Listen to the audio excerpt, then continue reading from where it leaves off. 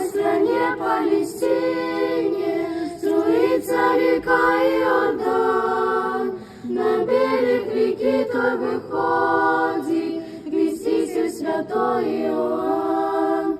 На берег реки той выходит креститель святой Иоанн.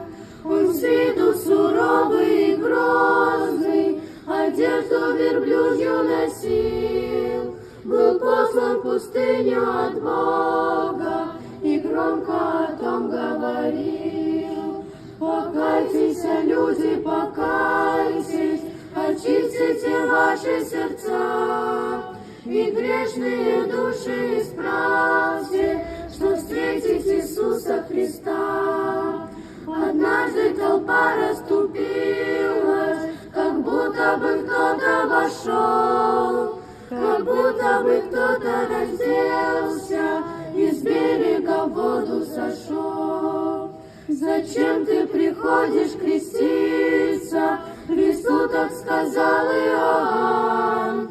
Волнуется мертвое море, назад побежал Иордан. И смотрит креститель, дивится, отверзлось небо в тот час. Из облака вдруг над рекою, как гром прогремел отчий глас. Сын мой возлюбленный Божий, Он мир мою волю несет.